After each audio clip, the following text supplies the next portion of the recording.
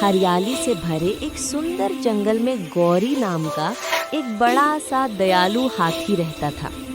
गौरी जंगल का सबसे विशाल और ताकतवर जानवर था, लेकिन उसका दिल उतना ही नरम और प्यार से भरा था। उसी जंगल में चिंकी नाम की एक नन्ही सी फुर्तीली चूहिया भी रहती थी। वो छोटी जरूर थी, पर बहुत हिम्मती और समझदार थी। एक दिन की बात है, दोपहर के समय गौरी तालाब की ओर जा रहा था कि तभी उसके बड़े बड़े पैरों के पास से चिंकी भागती हुई निकली। गौरी ठिठक गया और बोला, अरे छोटे, ध्यान से चलो, कहीं पैर के नीचे ना आ जाओ। चिंकी ने हंसते हुए जवाब दिया, अरे नहीं नहीं गौरी भैया, मैं तो हवा से भी तेज भाग सकती हूँ। दोनों ने एक दूसरे को देखा और मुस्कुरा दिए।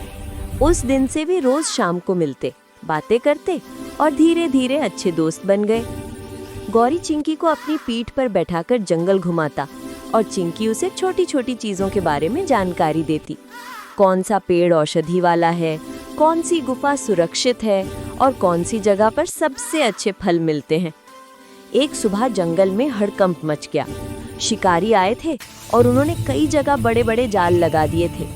सौभाग्य से सभी जानवर बच गए, लेकिन गौरी फलों की तलाश में दूर निकल गया था और उसी दौरान एक मजबूत जाल में फंस गया। जाल इतना भारी था कि जितना जोर लगाता उतना ही उलझता जाता। थककर गौरी जोर से गर्जा, बचाओ, कोई तो मेरी मदद करो।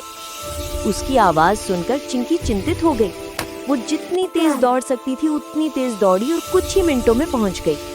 गौरी को जाल में फंसा देखकर वो घबरा गई। गौरी भैया, आप चिंता मत करो, मैं कुछ करती हूँ। चिंकी ने अपने तेज दांतों से जाल की रस्सियां काटनी शुरू कर दी।